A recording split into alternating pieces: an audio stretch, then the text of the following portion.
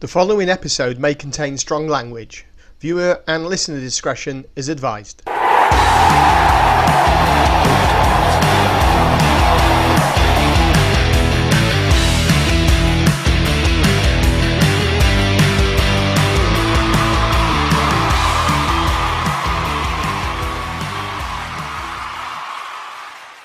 Welcome to the House of Rugby. I'm getting a little bit carried away. We don't quite have as many people as the House of Rugby, but it's nice thought. So welcome to the 22 Dropouts. We are a bit like the House of Rugby. We are a YouTube show and a podcast available from wherever you get your podcasts from. We are a bunch of rugby referees that join us on a random basis. We don't take ourselves too seriously. We don't take the game too seriously. We don't take life too seriously. And that way we can have much more fun. Joining me from the 22 tonight, we've got all the way in Scotland. We've got James. Hello, James. Wave at me. Nostar.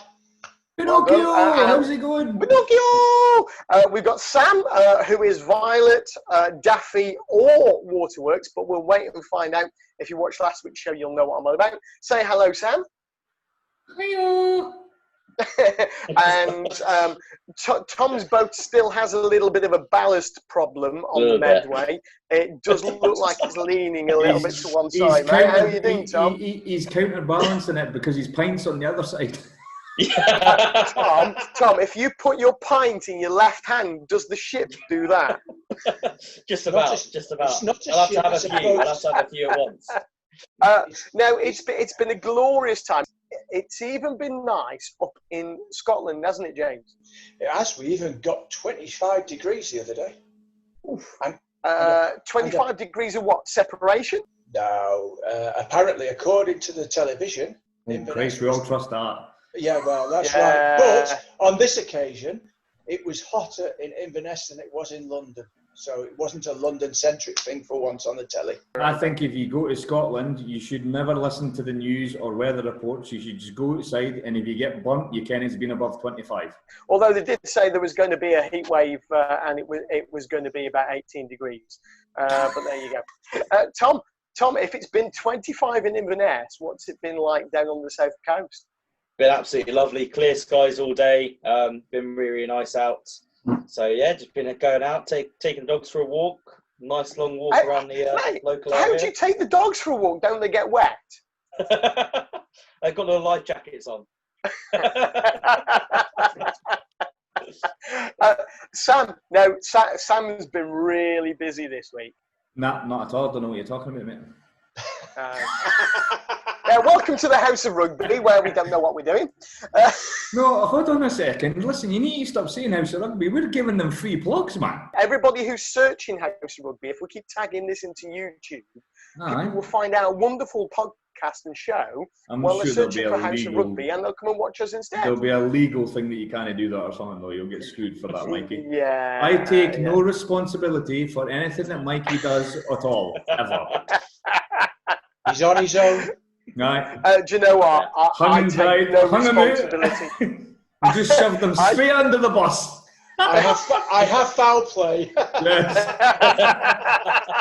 He's coming the side, sir. He's coming the side. In all seriousness, Sam, you've been doing some teaching tonight of baby referees. Yes. So when the sort of all this pandemic thing, started up and all the rest of it, and we were intending to have run the level 1. Managed to get half a dozen people participating in the course. Basically, I came up with a plan and discussed it with the director of rugby in Malta. Lovely Welshman, quite a tall chap actually. I don't know why that makes sense, but anyway, he's still a tall chap. He's Welsh. So was William Wallace, and he was Welsh. But he crapped thunder. Anyway, we do the theory work and the fundamentals of what refereeing is over Zoom. Basically created a whole booklet, template, a training manual. Most important thing, and basically any new aspiring wannabe referee needs to know, 1, how to hold a whistle, 2, what the signals are, and 3, how to communicate. And you'd be surprised how many people don't know how to hold a whistle or how to get the different sounds out of the whistle. Or no, we even, wouldn't. Really, we would not. Really. I mean, look at Tom's face, and Tom knows. Tom has been on the same tournaments as I have, and Tom knows But no, I mean, to be fair, mate, I think what you're doing is absolutely excellent. And there's only one problem with doing things virtually, is that it's actually so much more time consuming to get everything ready rather than standing up in front of somebody else and delivering. On that basis, mate, I think you deserve a big cheers. All right. I thought I was getting something else there for a second. I'll give you my draft. Well, not for a little while, mate. And then on top of that, done a questionnaire part, which is basically, okay, so there's the problem. Here's possible indicators. What's the solution? So that way they're thinking out the box, what they've got, what they can do, what they need to do, things like that. So taking over all the different parts of refereeing when it comes to tackle, ruck, scrummaging, line out, offside, advantage, communication, gives them then basically that referee profile. It's got to be competency-based on live scenarios, which is where the next step is when we come out of the lockdown, where we're going to be doing like coaching clinics where the players, coaches, refs will all be involved in an educational program, so that they've got the whistle in their hand and they're actually managing the laws of the tackle and ruck and any scrummaging and lineouts and things like that, you know. Because at the end of the day, if you're not on the pitch, you're not learning, and that's where you learn how to become a ref. Because you don't learn it from being in a classroom, although you can sit and read the law, but it doesn't make you a ref. That's interesting because I did a bit of a session with Joe Lejean, who many of you will know from one of our other episodes. And you know, Joe, although he's a French international, he's very heavily involved in IT and trying to bring augmented reality, artificial intelligence, and things like that together. And he You've just been busted. You've just been busted. No luck. He's got to have a big drink for that. Oh, he's actually left a recording. He's left a live recording. Yeah. Oh, unbelievable. Yeah, you've gone bright red. No, it's sunburn. What you made me do now, sunburn, mate, sunburn. Yeah, I think we might have an outtake on that one. Yeah. I don't know. I'm surprised she didn't come in and give me a slap around the head, to be fair. There's a drinking fine there, like. Yeah. You left a recording, mate. You're actually the host. See, that's cheating. We don't know what's in that cup. Sorry, receptacle. Yeah.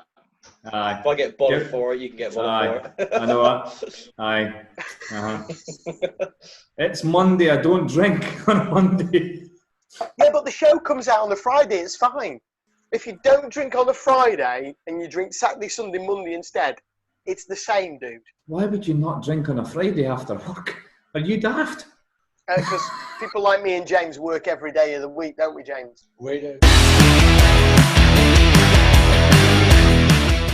I often think that we could do a lot more before we get to that point where we're interactive. In fact, some of you remember Joe Lejean from a couple of episodes ago, the French international. Now, he does a lot of work with augmented reality, artificial intelligence, and he's really keen to develop some software using maybe goggles, whereby players or referees can see a situation, turn and look at it from different angles and make decisions.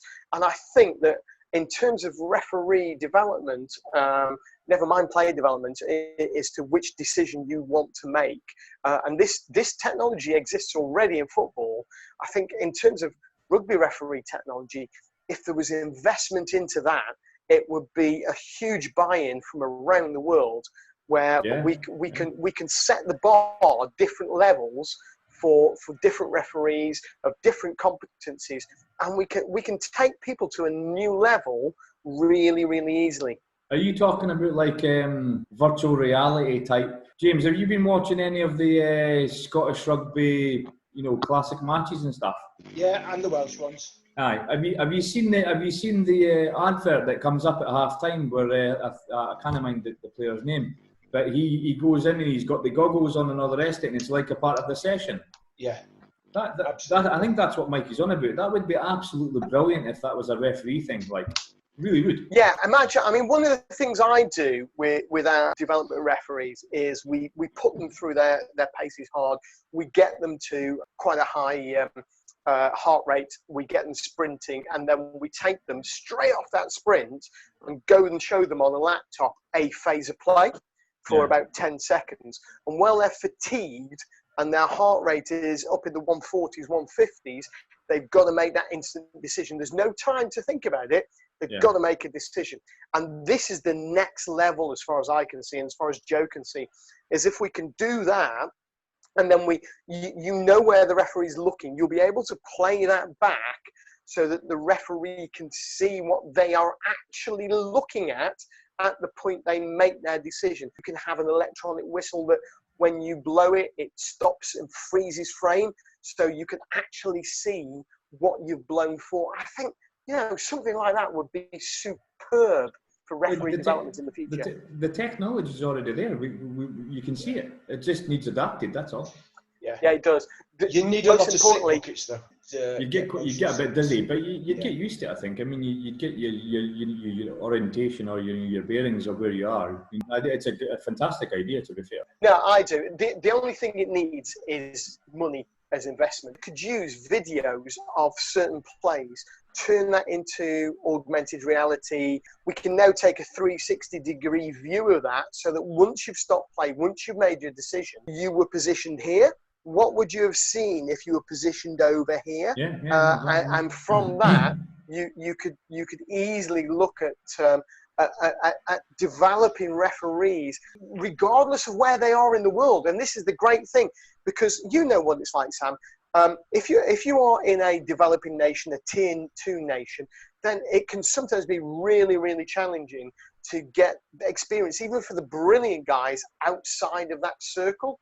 And one of the things that you need is something that creates a level playing field, no matter where you are in the world and no matter the standard of refereeing or rugby where you live.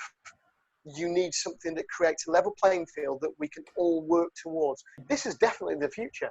It's definitely the way forward, but one of the hardest things that you get from your tier 2, tier 3 nations is when rugby's not a part of your DNA. It's not something you've got in schools. It's not something that you were part of as a club at your local club. That's the hard part, and that's the difficult part. Imagine the scenario of really grassroots rugby where you're trying to get kids to come down to training sessions. Then you've got, hold on a second, well, where do you get the referees from? Because mostly everybody wants to play the game, they don't want to ref the game. So when you say, like, for example, like in England, there's a shortage of referees. Well, imagine what it's like in a tiny nation like Malta. There is a shortage of referees, or Israel, there is a shortage of referees. And you have to get them to buy into it. But Mikey, likes staying at about 8, so he's happy about that, and keeps dropping the flag and stuff like that when he goes to Twickenham. Says he's really brilliant and drops the flag, but anywho, there has to be that allowance for people that want to come down and just referee a youth match, and they're happy and contented doing that, and there has to be able to be that part for them. One of the things I'd love to see is that levelling of the play field, and perhaps because we can't pick up, let's say, a level 4 or level 5 game from the RFU and take it over to Malta or to Cyprus or to Israel or anywhere else like that. We've got to deal with what we've got on the ground. But if technology was employed to actually make that playing field level, so that it doesn't matter where you are in the world, with some VR glasses, you can do exactly the same course, you can do the same training, you can come across, practically referee the same game, and then that goes forward to assessors who look at it in the same way. I think that would be absolutely superb. There'd have to be some sort of, pressure-based decision-making, because obviously when it's live, so you have to make it. I mean, I'd imagine you'd have everything sort of as one. It wouldn't just be the goggles. You'd have headphones on as well. There'd be a sort of, a scenario built around you, and some of the, really advanced stuff, virtual whistle walkways. But I tell you what, Mikey, there's a business venture for you, mate. Dragon's Den. If only I got a few million quid to invest, I probably would. But if anybody's out there watching from an IT company or even an entrepreneur who wants to see the playing field level Elon Musk, you're very good at this. Bill Gates, you want to see the world more even. So if you want to get involved with us, then give us a shout. Don't take our idea and run away with it and not give us anything for it. We won't forget you. Don't worry, Sam. We won't even forget Chris. And Chris has only recently joined us. Two fingers, Chris. I mean, I'm on water tonight, so you don't really want me to do two fingers, do you? Do you know what? That was really interesting, and I'm quite enthused by that. I came into the call expecting laughs, and I come interrupt in. A lot. I come chucked in to a break. I come chucked in to some actual rugby talk. Actual referee I've never been so shocked in my life. episode 9, and we're actually finally talking to referee It's stuff. taken 9 weeks, and we're talking rugby. Anyway, it's time to take a break. We'll be back right after this with a very special guest, and we're going to talk about the new proposed law variations from World Rugby in order to get the game going again. We'll see you in a couple of minutes.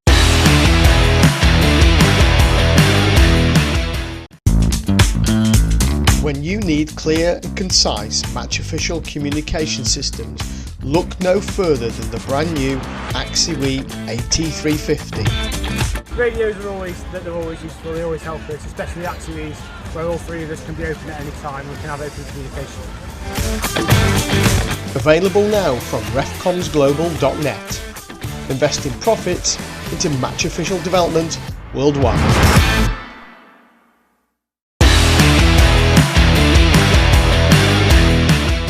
Right, welcome back to not the House of Rugby, as Mike keeps thinking it's hilarious to keep saying, but actually the 22 Dropouts. We've actually got a guest with us now, so we've got Greg Garner joining us. Welcome, Greg. Hi, thanks very much for having me. Good to see you all. Thank you for putting up with us so far, and hopefully you'll continue to. Any more, Tom? Mate, Mike, you're the man with the plan. You should be. I was thinking for you, and you're going to take over. Right, here we go then. Welcome back to part 2 of the 22 Dropouts. We are a YouTube show and a podcast. We're just a bunch of rugby referees who haven't really got a clue what we're doing in terms of life, rugby or lockdown. But the one thing we do know is that we can turn to a professional. And tonight we're turning to the elite rugby manager for the Pro 14. It is the one, the only. It's Mr. Greg Garner. Greg, how are you doing, man? What an introduction. Thank you. I'm really good, thanks, Mike. We've actually just been talking about using augmented reality, VR goggles and things like that, building some software to help referees so that the playing field across the nations is the same and we can judge people the same, rather than, like Sam in Malta will be the first to admit that he doesn't have the same sort of rugby as we have in Great Britain. If you watched any of our episodes, for the first time in 9 weeks, we talked rugby and we talked refereeing it properly. So you've got a lot to live up to tonight.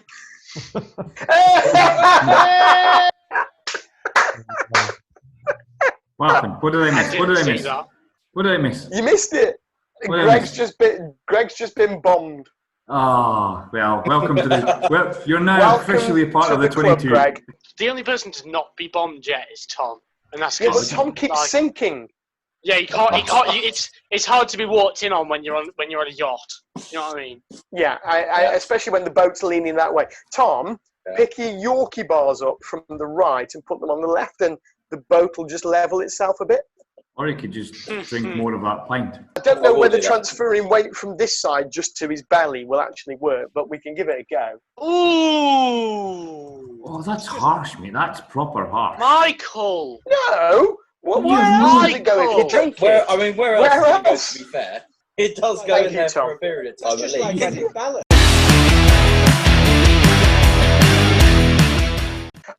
Did you manage to have a look at our World Rugby schematic about I did. new laws? I have seen them somewhere. With everything at the moment, the big challenge is getting sport back and getting rugby back. Rugby is probably one of the most complex sports to get back playing because of the nature that it is physical, and the close proximity. It's a physical game, involves tackling, scrums, line-outs, mauls. So it's going to be more challenging to get that back on our screens than say tennis. or darts. But what I would say, and I heard someone else say this last week, a couple of people, was that whatever it takes to get it back, it can't undermine the fundamentals of the game. So, someone said, look at the World Cup final. South Africa won the final because they had a better scrum than England. That's the bottom line of it. And if you do something to take away the fabric of the game, then I think that's a really tricky route to go down, because that's what makes the game so special. It is a game for all shapes and sizes, and as far as I'm concerned, long may that continue. What Greg's saying isn't wrong, because like people like Shane Williams, for example, or Jason Robertson, you can't teach pace. If someone's got out and out pace or can sidestep in a phone box, that's a gift. You can maybe coach it a little bit or something, but once they've got that, that's what you want from them. You don't want to take that skill set from that player. Do you know what I mean? Let him go. Shane Williams was like half a pint. Do you know what I mean? Size guy, and yet one of the best wingers has ever been. How is lockdown treating you? Lockdown's been good. I'm very lucky. I've got a family, quite a big family. I've got 3 kids now, 2 boys and a little girl who's just turned 1. So spending a lot of time with them, doing a lot of homeschooling, trying to get out and about, stay fit, and just working on a couple of projects away from refereeing that you never have time to do when you're sort of knee deep at the coalface in your day-to-day job. So it's been great, and the weather's been fantastic. I live in Wales, so it's usually raining and cold and wet, but the weather's been absolutely glorious. So I've just been really enjoying that at the moment. So life is great. I know you're furloughed at the moment, and we hope that that's something that's going to end very soon. Not just for yourself, but because that means that rugby's coming back, and that's what we all want. You mentioned there a couple of projects that you're doing away from rugby. Are you allowed, or can you elaborate? So I've been teaching myself how to use Excel properly, and then working on. I'm sorry. So lots of. We've been doing that for 15 years, mate. I mean, I started working 12 months ago with a guy, Paul Arter, who was at Edinburgh Rugby Club. He was there, had analysts for 6 years, and he decided to set up his own business. So I knew him, and he got in touch, said, did we need some help with analysis for the refereeing? Definitely we do. It's something I'm pretty interested in, something that I think is very underutilized at the moment in refereeing, certainly. So just working on a few things about when rugby gets started again, how can we provide better analytical support for our professional referees in the Pro 14? And then also been doing quite a bit of work. I mean, I've actually sort of a few months ago taken up a position with Welsh Triathlon as a Director of Performance, non-executive Director of Performance. So been doing quite a lot of work with them around getting triathlon and getting sport back on, how we cope as not just within rugby, within sport, about how do we get sport started again from grassroots to the top level. So it's something that everybody's keen to get going, but we've just got to be quite careful about how we go about doing that. So Greg, you've had quite an illustrious career as a referee anyway, and then you took that step to move into the elite management. How did that come about? So I was lucky enough to be a professional referee with the RFU for 10 years, and I was really happy doing that. I was had no plans to move on, and then Ed Morrison, who was the head of referees at the RFU, he left the RFU and got a job with the then Pro 12 as their referee manager. And he approached me and just said, look, he's retiring. They were going to create a full-time role because Ed was doing it as a consultancy basis. Would I be interested in it? Obviously, I said no, because that's what you do when you get offered a opportunity like that. But then the more I found out about it, the more it interested me. I never had any plans to go into referee management. I just signed a 3-year contract with the RFU in July of 2016. So I was 6-7 months into a 3-year contract. I'd started an MBA through Warwick University, distance learning. So my plan was to see out the 3-year contract, do the MBA, and then see what happened after that. So I was really enjoying my rugby, really enjoying refereeing, had no plans to move on. But then this opportunity turned up, and the more I went and met Ed. We had a cup of coffee, we chatted over things, And it just seemed a really, really exciting opportunity. So before I had this role, there hadn't ever been anybody who'd done it full time. The fixtures just got carved up between the unions. The unions were all working in silos. There was a little bit of working together, but not very much. And then this role came back, and it was just really exciting to bring four countries, as I thought it was, 5, as I found out just after I accepted that South Africa joined to make the Pro 14.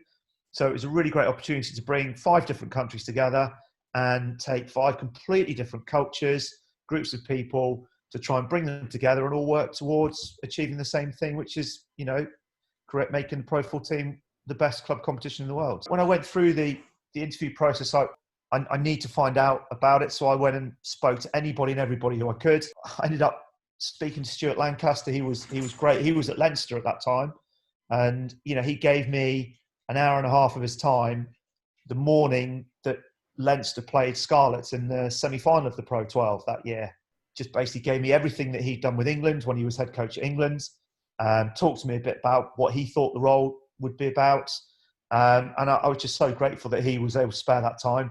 I met with Eddie Jones. Eddie Jones was grateful enough to give me half an hour of his time at Penny Hill Park to talk me through his experience of being the head coach of Japan and Australia at World Cups and what he thought a referee manager should be doing and the qualities of a good referee manager in his view.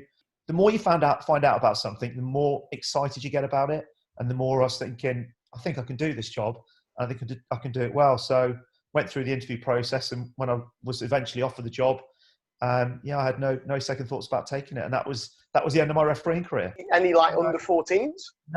No. So I mean, my background Really? is I grew up in Coventry, and I went through the Warwickshire Referee Society when I was, when I started refereeing, and I had a wonderful, great friend of mine, a great mentor. Some of you might have heard of him, a guy called Ian Roberts, who got hold of me and took me under his wing and was just one of the best people I've ever met. So that was where I did all my junior rugby. It's where I played rugby at school and the clubs. So that would have been my stomping ground. I then moved to London, and then I moved to Wales. And to be honest, if I was still living in Warwickshire, I probably would have carried on refereeing. But I live in Wales now. I have no real affiliation to the local rugby culture.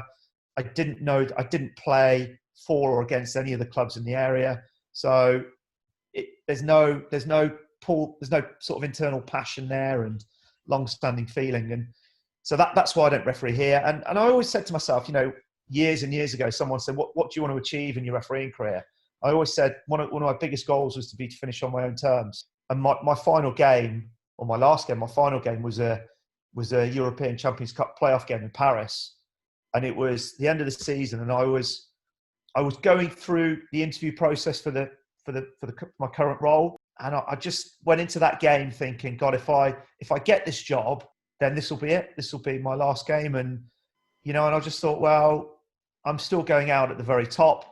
And I remember stepping off the pitch and thinking, right, well, and I hadn't told anybody that this could have been my last game. I didn't tell anybody that I was applying for the job. So the team that I was working with on the day, they had no idea about it. Nobody else had. Tony Spreadbury did because he knew I was applying for the job, but nobody else in the RFU did. And it was just a moment I'll remember quite fondly that, and I came off thinking I've loved rugby. I've loved my career. I've made some amazing friends. I've had some wonderful memories. If this is it, well, it's a great way to go out. And yeah, I do miss it, but I think once you've been at the very top, the Premiership, European Cup internationals, to then come back and you're taking up someone else's space. So if there's a decent game at a lower level that, why should I referee that when someone young and eager who's trying to come through the system, why not give them an opportunity? And look, I'm sure, my kids both play rugby. They're playing tag rugby. I'm sure I'll get roped into refereeing for my club now. I do look back with very fond memories on my last game, but the whole of my career, really. Well, when Spreaders announced it to everybody, it was at the pre-season conference. So you turn up and there's 120 people, referees, TMOs, assistant referees, referee coaches. Some I'd known for 20 years. And some of them are, my best friends in rugby and outside of rugby. And at the start of the conference, Spreaders took me to one side and said, look, you're just going to announce at the start that you're leaving.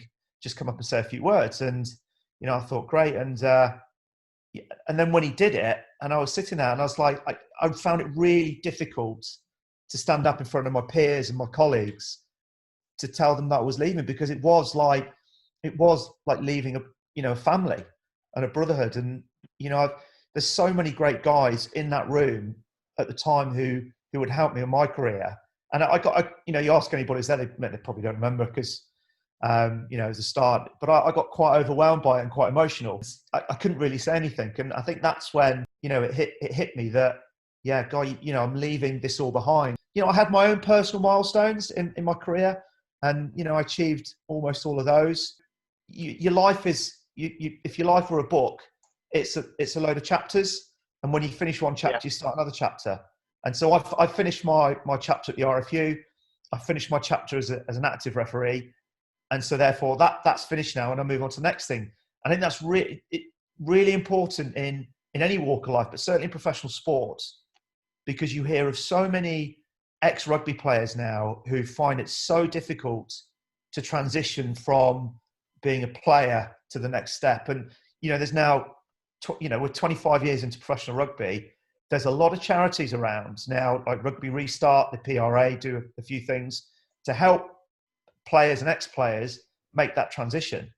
And I think there's a lot of people who, and same in refereeing as well, and I've met a few people like this who just can't let go of what they had. You know, they're there and they find it very difficult to move on. We see people like that week in, week out, don't we? And, you know, there's people around the screen tonight, young ones, well, including the young ones, who've got to the end of a playing career. And that may be when you're 16, 17, 18 years old. It may be when you're in your late 30s through injury. Our next chapter is that whistle. If you haven't got it in your mind that you've come to the end of your chapter or the end of your refereeing career, and you still try to hang on to that, then it can become quite poisonous, I think. And I've seen it with referees who hang on and they wait until they get pushed off the cliff rather than take the step themselves. And it's not healthy for them, and it's certainly not healthy for the environment and the group they're in. And, you know, the group of referees who I work with at the RFU, you know, I've spoken to a couple of people about this, but I haven't asked many people. I think probably the majority of them would say the group was better off after I left, because I was, you know, I was on this trajectory, and I got to here, and I was just about coming down there. It becomes harder and harder to get the motivation. And, you know, change is good.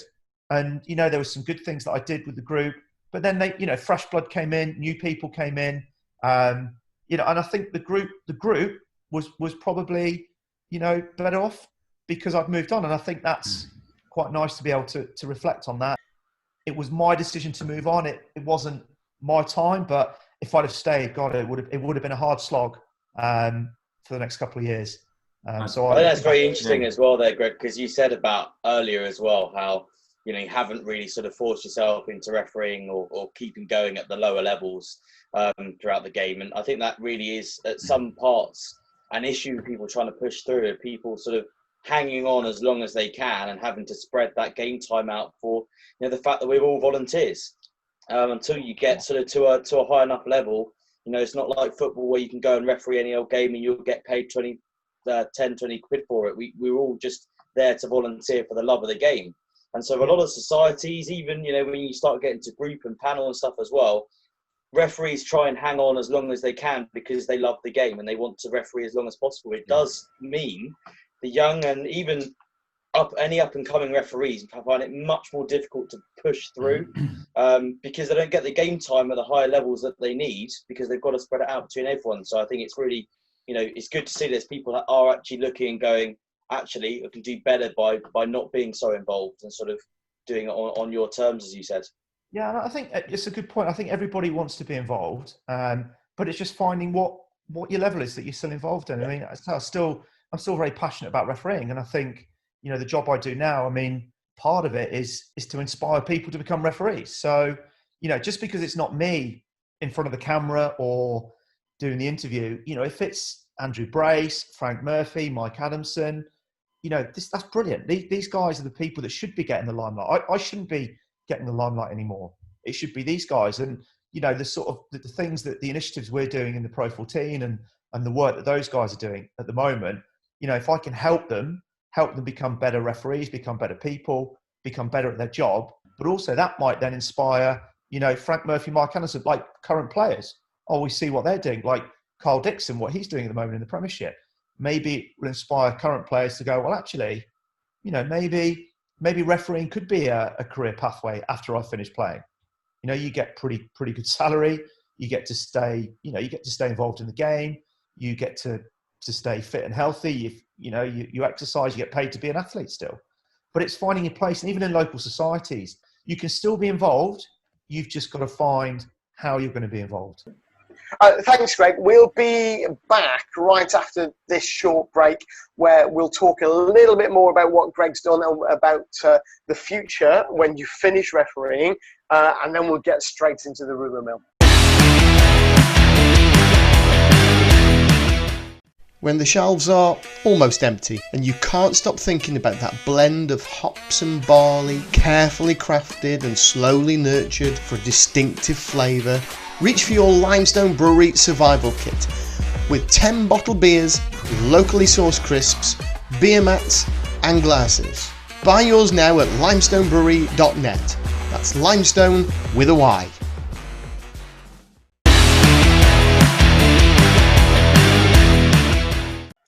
Welcome back to part 3 of the 22 Dropouts. We are a YouTube show and a podcast. Sam over in Malta is quickly doing his hair and he's checking himself in the mirror. Well done, Sam. We just thought we'd come to you for that. Don't forget to check out our back catalogue. Just go to YouTube, search for @22 Dropouts, like and subscribe to us. Are you on YouTube? Take 2. Will we go back to me playing with my hair again? I want you doing that. Yeah, you go play with your hair again. Yeah, but it's all about Chris. Welcome back to part 3 of the 22 Dropouts. We are a YouTube show and a podcast. We're available wherever you get your podcasts from. Please do like and subscribe us. Make sure you do the thumbs up as well. Make sure you download our back catalogue when you're doing the DIY or driving to work. Because, of course, lockdown is sort of ending at the moment. We are so privileged to be joined. James. It wasn't me. It wasn't me. James. It's a lockdown thing. James, you just interrupted my link. So before I was rudely interrupted, I was about to say how privileged we are to be joined by the Pro 14's elite referee manager, former RFU PGMOT, and as we found out tonight, all around damn good bloke, Greg Gardner. Now, I'm going to put you on the spot, mate. Because the most important part of our show is, of course, the rumour mill. And it's customary that we always ask our guests first, what's new, what's coming up, and what have you heard? Okay, well, what's new? What's new, I think, so obviously when rugby does get started again, certainly at the professional end, what's new is that we're going to have to think of new ways to broadcast it. So it's going to be, there's a highly likely that it's going to be behind closed doors. So I think the professional leagues and tournaments are going to have to find ways of making that product attractive to fans, to sponsors, to broadcasters, to partners. If you look at what's happened with the Bundesliga, that's been going for 2 weeks. I've taken a little bit of an interest in that, and it's been really interesting watching and listening to sport in big empty stadiums. So I think what's going to happen, what's new is the tournaments and the broadcasters are going to have to come up with really creative ways to make the product good. Things like, you know, artificial crowd noises on the tannoy system. I've seen a couple of clubs who've put things out where, you know, if you're a fan, you can, you know, donate £10 or €10, whatever, and get, you know, cut out of your face on the chair. I've seen other ideas around the big screens at the end of grounds. They're going to use them as like live Zoom links, so you can see. I think that would be brilliant. Imagine that in the Paris Stadium with that massive screen at the end of the pitch. So if you've got 1,000 people on that screen. So I think that's going to be really interesting when rugby does come, because part of the value of rugby is it's unlike any other sport really, especially up in the north, where Six Nations, you get so many travelling fans go to games. There's no segregation, so you can cut to the crowd, which they do. I mean, how often do you see, especially games in Wales or any of the Six Nations games, where you cut to the crowd and you see the Welsh fan sat next to the Irish fan, or whatever it is, or a group of Welsh fans, a group of Irish fans sat together. Some are cheering, some aren't, and vice versa. So I think that's going to be really interesting about how that happens. Some of the other things, I mean, rugby, certainly not alone there as other sports and other businesses, is finding ways to get through this crisis. I mean, obviously, at the start, I was furloughed. I know a lot of people in the RFU, the SIU, the WIU, they were furloughed. So, I really hope that everybody can come back to a job, myself included. Some unions, from what you hear, certainly in Australia and New Zealand, that's not the case, and they're going to be making sort of whole-scale redundancies. I mean, I have heard in Australia up to a third of their staff, they may be losing a third of their headcount, which would be a big blow to rugby in Australia. Jeez. Because the challenges that we're aware of in some unions, about being financially viable, the sport being financially sustainable. Australia is, I think everybody's read about, the struggles they've had. You look at Super Rugby games there, that they're not what they were 15 years ago. They're not playing in front of big packed 40,000 seater stadiums. They're playing in front of, some cases, 2,000-3,000 people. I do wonder whether this is a little bit more to do with the fact that Super Rugby is no longer seen to be popular. And I think if you can, you can relate it to what's happening in the Pro 14 now. I mean, undoubtedly, the Southern Hemisphere can't compete with the wages that are on offer, certainly in France and Japan. So you're seeing a lot of their top players from Super Rugby moving to these places. You just have to look at the amount of South Africans who are playing in the Premiership, the Pro 14, the Top 14. How many eligible Super Rugby players are currently playing outside of Super Rugby? Whereas if you look at the Premiership in England, how many eligible Englishmen are currently playing outside of the Premiership? Not many. Any Premiership team, Sale Sharks, for example, Gloucester, Edinburgh, Munster next year, have got inundated with top quality, world-class international caliber South Africans and Islanders. So, that's the big challenge, I think, for rugby coming out of this crisis around what's new is how do we balance it to make it a sustainable global sport? And how do we balance rugby to bring the likes of Georgia, Spain, Portugal, Fiji, USA, Canada? How do we make rugby a sport globally that provides for the top, but also develops the next? And I know you touched on it earlier in the podcast. It's the same for refereeing as well. The chances of a referee from a tier 2 nation getting to the top table, getting to tier 1 status, Six Nations, World Cups, is really, really, really slim. I mean, I can say this year we had the Georgian referee, Nika. He refereed in the Pro 14. Quality referee. Quality referee. But it's going to be very difficult for him because he just doesn't get the exposure that other referees get. I mean, he had one game in the Pro 14 this year, did a really good job. He's refereed in EPCR, done a really good job there. He's been to the Junior World Cup. He's been quite successful there. But how do we develop him into someone knocking at the door for tier 1 status without him moving to Ireland or that's France? it, isn't it? Yeah, it's really difficult. So I think unless there's a global exchange program.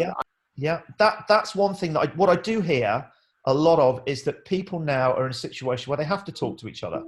So whereas going back two years ago, Six Nations, if someone ever brought it to the table, why don't you move to Six Nations? They turn around and say, why should we? We're the biggest. Yeah. We're one of the biggest sports tournaments on the planet. Why should we? Whereas this whole global season, the Premiership, Pro 14, Top 14, EPCR, Six Nations, all have their own agendas.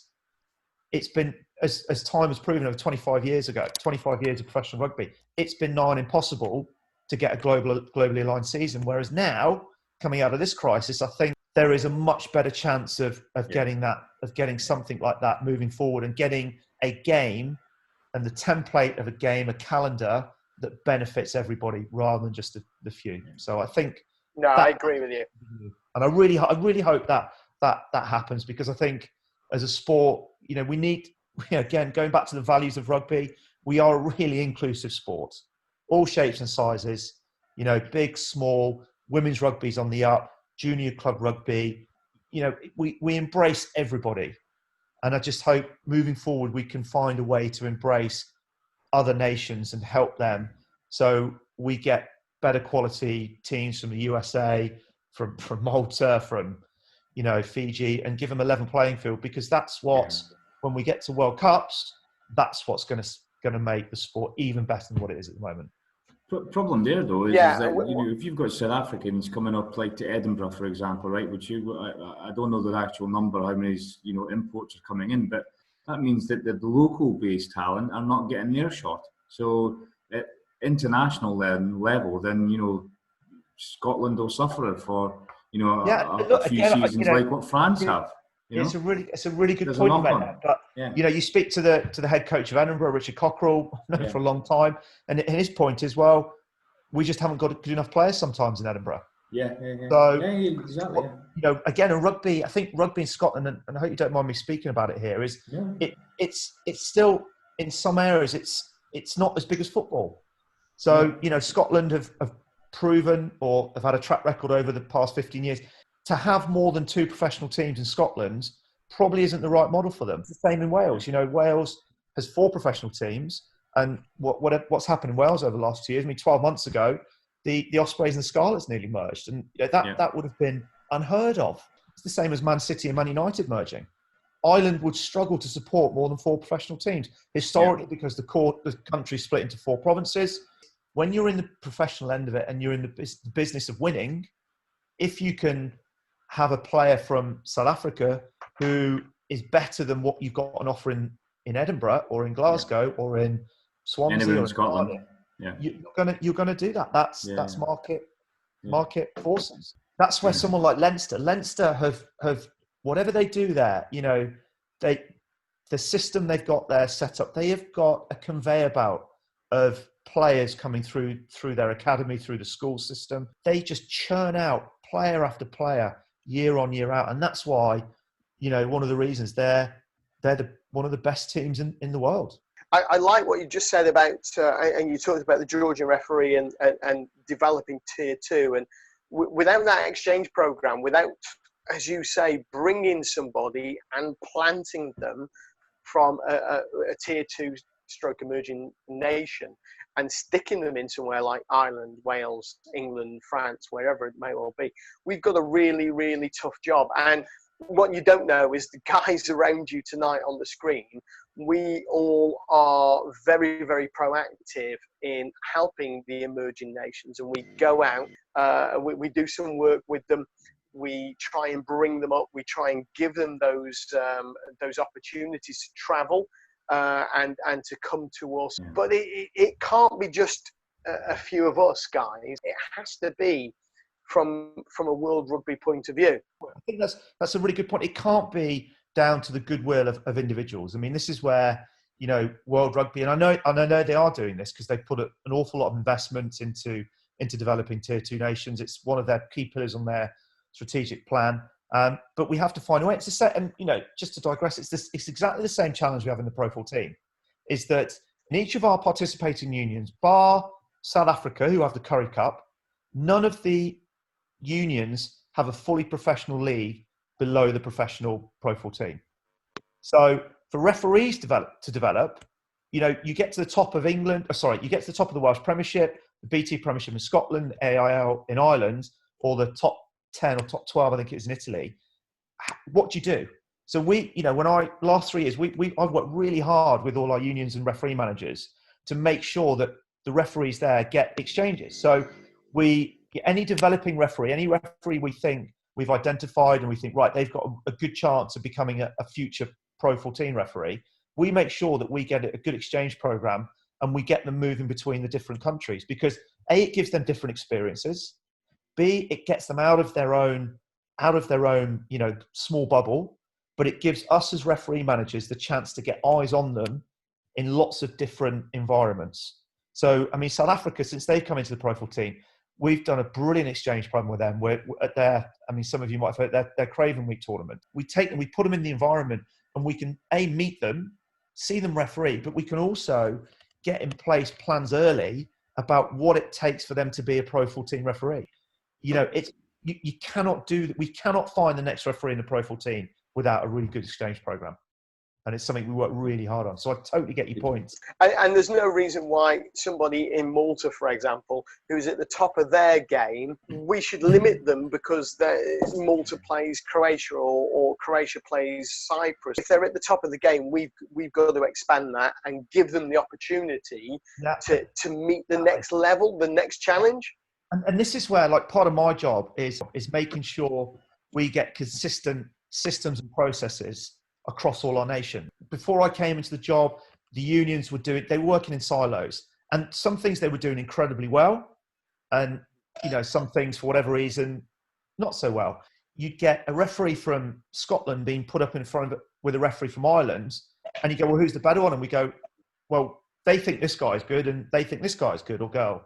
So how do you distinguish it? And if you can get consistent systems and processes, so how we assess referees is usually people are always quick to tell you what you did wrong. It can become quite a negative existence.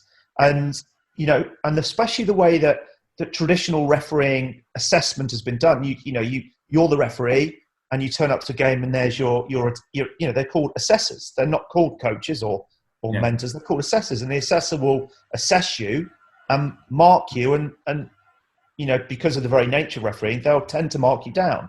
So it becomes it can become quite a negative experience, but it also becomes a snapshot.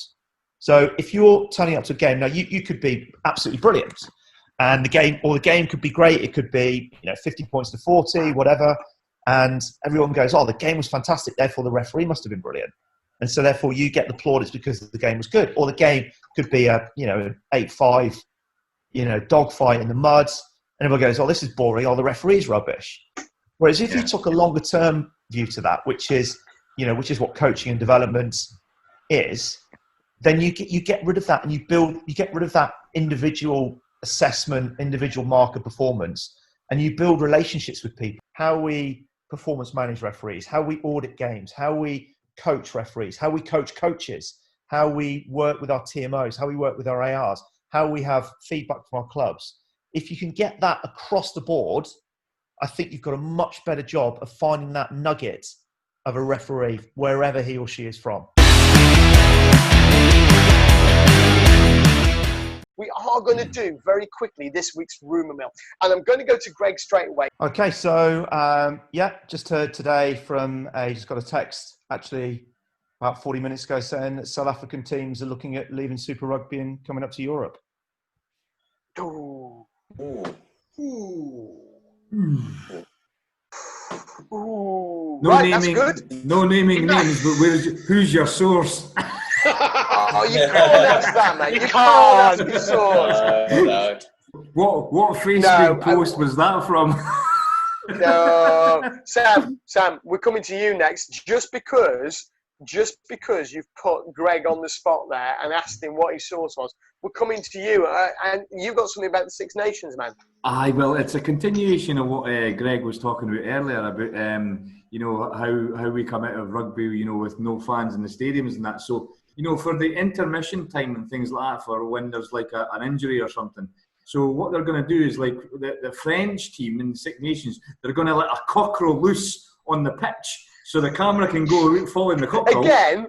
Right? And then for the Scotland games, they'll let a famous grouse, right, run about the pitch, right? The Irish don't have anything, so they don't get to fucking run in. Right? The Welsh will have fucking smoking dragons, right? Where, and they can, it'll be like something out of fucking Harry Potter, where the camera all does the bloody work and all the rest of it. The English will not have anything at all, right? Because, well, they... That's better. We've managed to mute Sam. And just as he was getting to his punchline. We can't listen what anymore. to his rubbish rumour. Tom, talk to me about Cockers.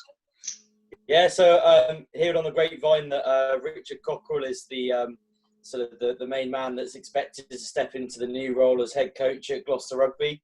They're taking their time with it. They're using this period of no rugby and no training to try to bide their time and sort of wait to find the best coach for it. So it'll be interesting to see whether he does or does not step into that role.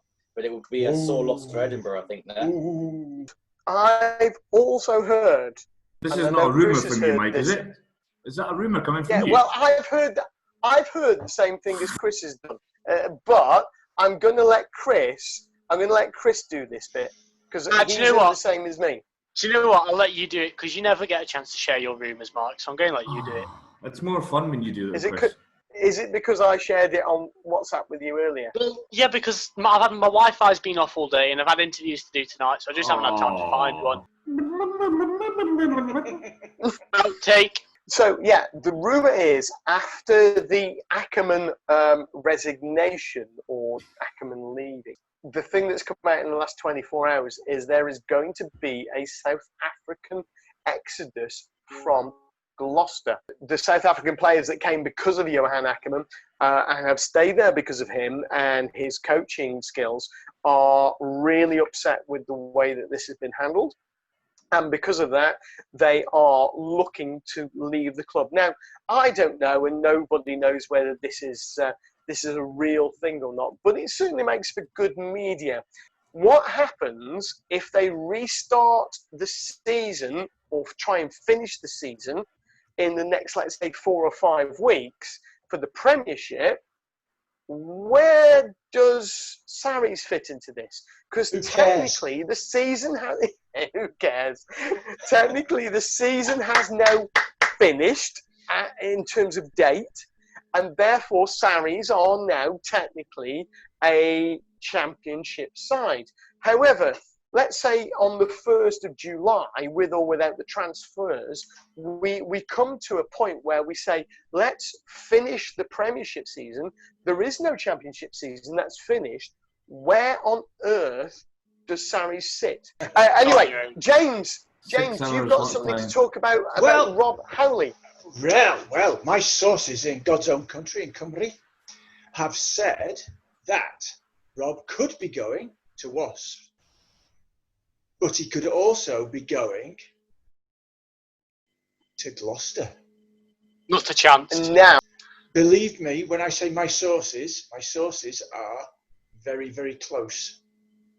Anyway, we've really, really reached the end of the show tonight. It's been absolutely marvellous chatting to our guest tonight, Greg Garner. Greg, thank you so much for your time.